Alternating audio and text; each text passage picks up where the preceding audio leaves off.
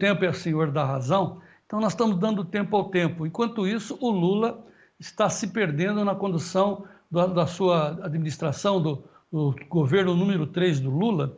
E hoje a gente acordou, já coloquei isso, Paulo, mandei para você, surpreso com a opinião do colunista da Globo, dizendo que Lula virou um pato manco, aquele governador que não governa, aquele onde o café chega frio. É o fim do governo Lula ou é o caminho do fim, na sua avaliação, professor Paulo? Olha, João, o certo é que o governo entrou num brete e não dá sinais de que queira sair do brete, né? Houve uma entrevista coletiva do Lula agora há pouco, que eu assisti, e o Lula, 1h20 de entrevista, né? E ele nega que haja crise fiscal no país, diz claramente não há rombo fiscal, diz que se depender dele não haverão novas medidas de corte de gastos. E a impressão que eu tenho, João, é que o governo fabrica estatísticas, manipula os números da economia e acredita nos números que ele fabricou como se fossem a expressão da verdade, imaginando que engana a sociedade, imaginando que engana os agentes de mercado, que hoje fazem as suas próprias contas e enxergam uma realidade muito diferente daquela que o Lula e o PT estão enxergando. Então, eu, como sou macaco velho na política, eu já vi mudanças acontecerem, né? Vamos lembrar que o Lula, em 2020 e 2005, no auge do mensalão, ele estava com índices de reprovação muito parecidos, agora estão piores, né?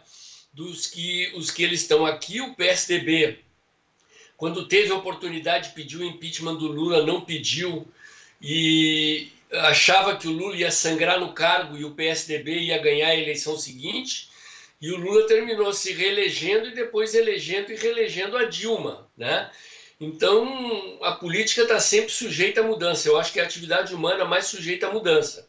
Mas o curso dos acontecimentos e a teimosia do PT e do Lula em reconhecer a realidade adversa sugere que eles estão em rota de colisão, né?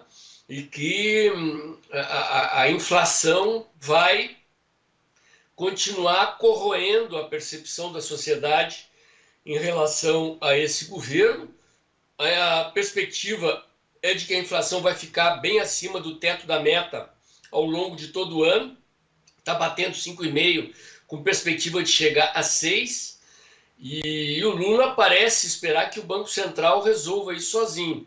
Quer dizer, o Banco Central ele não resolve o problema da inflação. Quem tem o poder de resolver o problema da inflação, que é o principal calcanhar de Aquiles desse governo, é o governo, que precisaria cortar gastos. Acontece que se o governo entrar numa trajetória de corte de gastos a partir de agora, coisa que o governo não quer fazer, isso vai provocar um desaquecimento da economia, tanto mais quanto mais nós nos aproximamos do ano eleitoral. Então, como eu disse, eu não posso estabelecer juízo de valor definitivo com relação ao futuro desse governo, mas o que dá para afirmar é que eles estão num caminho muito ruim para eles mesmos, né? E muito bom para a oposição. Sim, antes de a gente comentar as manchetes, essa frase do Lula de hoje, se depender de mim, ou seja, depender dele, não haverá gasto. Depende de quem? De você, Paulo Moura? Quem tem o controle do caixa é o Lula e o Haddad, né? E eles simplesmente... o discurso é basicamente o seguinte, gente. Eles dizem que não há déficit fiscal, que se a gente excluir os gastos do governo com a crise climática no Rio Grande do Sul, não há déficit fiscal.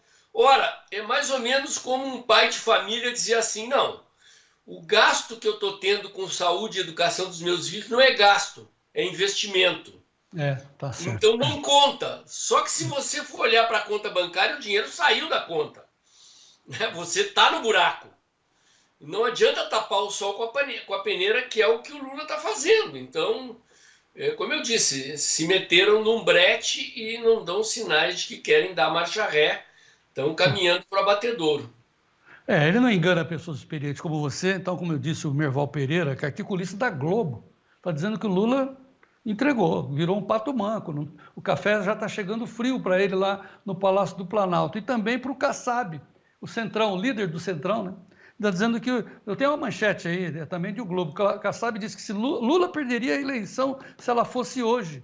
E, claro, o Kassab também, que não é bobo nem nada, né? Não põe a unha, disse que a culpa é do Haddad, né, professor Paulo?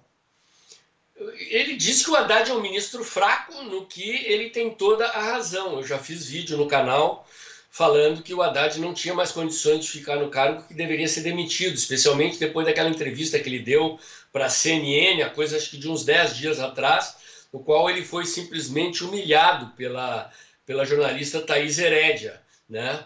E não se saiu bem naquela entrevista, mas aquilo ali é o coroamento de um ministro fraco, né? Porque o que ele precisaria fazer, o Lula não deixa ele fazer. E ele se submete, né? Esse arcabouço fiscal está fazendo água, o pacote de contenção de gastos não é um pacote de contenção de gastos, é um pacote de redução do ritmo de crescimento das despesas, que mesmo assim foi desidratado pelo Congresso. E ele é um cara que está sem condições de permanecer no cargo, e é um dos problemas desse governo, é um dos calcanhares de Aquiles desse governo. Lógico que o Kassab ele tá jogando para obter mais espaço para o partido dele na reforma ministerial, né? Tá dizendo, olha, me dá mais espaço aí, porque você está se enfraquecendo, você vai precisar do meu apoio. O partido do Kassab é o partido que mais elegeu prefeitos na eleição municipal, saiu fortalecido, e o Kassab é uma raposa, né? Não dá ponto sem nó, ele está jogando para aumentar o espaço do partido dele no governo. Tá, agora, no seu entendimento, Paulo Moura, o que vai acontecer nos próximos dias? Já tem uma manifestação programada para março, fora Lula, há um zum de novo pedido de impeachment no Congresso. Ele consegue sair dessa crise, voltar a se fortalecer, ou é daí para baixo?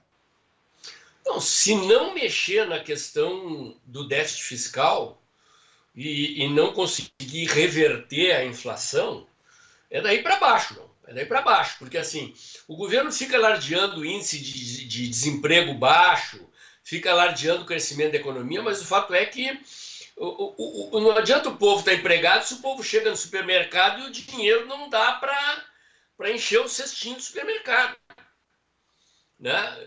Essa que é a questão. A questão da economia está pesando significativamente e o governo não dá sinais de que queira reverter. Eu acho que o episódio do monitoramento do Pix é muito emblemático, né? Ele é um sintoma muito forte do estado de espírito do povo brasileiro em relação ao governo. E eu acho que o povo brasileiro está no limite da asfixia. Uma asfixia que vem da inflação e vem da carga tributária. A crise do Pix ela foi uma reação ao medo de uma parcela expressiva da opinião pública que vive na informalidade de ser alcançado pelas garras do leão. O que significa que o povo está no limite da capacidade de aceitação. E tem manifestação, como tu dissesse, marcada para o dia 16 de março. Até agora a convocação é pequena, mas a manifestação está distante, né? Nós temos praticamente 1 mês e meio até lá. E acredito que a oposição acerta ao começar a chamar povo para a rua de novo, né? Não existe impeachment sem multidão na rua, né? São 3 condições necessárias para o impeachment. O primeiro é que haja um motivo jurídico. Esse motivo jurídico já existe, que foi a pedalada no pé de meia. O governo criou um programa social que, pela natureza, por ser um programa social, ele obrigatoriamente tem que estar dentro do orçamento. O governo criou um subterfúgio, criou um fundo para financiar o pé de meia. O TCU bloqueou e falou que é pedalada fiscal, que é crime de responsabilidade. Então, o motivo jurídico para a oposição pedir o impeachment já existe. São necessários mais 2 outros motivos. Primeiro é multidão na rua e segundo é um consenso da elite política, da classe política e da mídia. Nesse sentido, eu acho sintomático. A gente tem visto, você citou aí o artigo do Merval Pereira, do Globo de hoje, mas eu não tenho TV aberta e nem TV a cabo, mas a gente vê os recortes dos blogueiros da Globo News descendo a lenha no governo, né? Isso com toda a verba publicitária que o governo está injetando na mídia, é perceptível ver os comentaristas de política e de economia da Globo descendo a lenha no governo. Então está se constituindo um clima de opinião que é uma das condições para que haja impeachment. Então, no momento que eu acho que tiver multidão na rua, havendo o motivo jurídico e havendo consenso da classe política e da elite política e econômica do país, o impeachment pode acontecer. No momento, ele está lá atrás no radar, né? Imaginando o radar como com aquele círculo em que o alvo está bem no centro, a gente vê o aviãozinho lá entrando na borda, ainda não está próximo do centro do radar, mas está no radar. Acho que é uma questão de constituição desse clima de opinião na sociedade para que isso aconteça. Bom, o fato aí, falando em Pix, o Pix lá da Globo, a gente duvida que não esteja chegando. Muita gente fala, está faltando Pix, tal. Mas está faltando Pix é para nós, para o Paulo Moura. Então, aproveitando, o Paulo Moura, como todos nós, né, estamos sofrendo as consequências desse destrambelho da economia, e aí a gente quer lembrar aos assinantes do Dextra que está na hora de você voltar a contribuir com o Paulo Moura e ser muito bem informado na política, acessando o canal Dextra, mas antes faça um Pix para o professor Paulo Moura, o CNPJ do professor Paulo está aí, o QR Code, nós vamos ficar expondo o QR Code do Dextra nas nossas mídias sociais. Colabore com o professor Paulo Moura, nós não podemos deixar enfraquecer a voz da direita, que é o Paulo Moura, trazendo suas informações. CNPJ do professor, 2647-6676, aí o 0 invertido, né, 1000 invertido, /40. Mas o QR Code, é só apertar em cima e você está... O importante é lembrar que quem contribuiu está na hora de contribuir de novo, né, Paulo? Muito obrigado a você. Contribuir, João, e também eu queria lembrar as pessoas que o documentário que eu fiz sobre a gestão do ministro Paulo Guedes na economia, ele já está disponível no streaming, O Caminho da Prosperidade. Ele está disponível em 2 canais de streaming, ele está na Soul TV, soultv.com.br, você digita lá, procura o canal 145, o canal Republic, e acha o filme lá, O Caminho da Prosperidade, e está também no streaming chamado Vimeo, na página da inovacomunicação.com.br, Inova com 2 N's, e o documentário está muito interessante, todo mundo que viu até agora gostou, e está disponível para locação lá, para os interessados, já que estamos vivendo uma crise econômica, o pessoal está com saudade do ministro Paulo Guedes, nada melhor do que relembrar a grande gestão da economia feita pelo ministro Paulo Guedes. Então, eu vou contar contigo para uma edição especial, exclusiva, para falar do filme do professor Paulo Guedes, para a gente relembrar os passos da economia que deu certo no Brasil, que foi ontem, né, quando o Paulo Guedes era ministro. Então, vamos rever, vamos abrir um espaço para você falar, especificamente contar como foi você que dirigiu o filme e a divulgação do filme do Paulo Guedes. Certo, professor? É isso, João. Muito obrigado.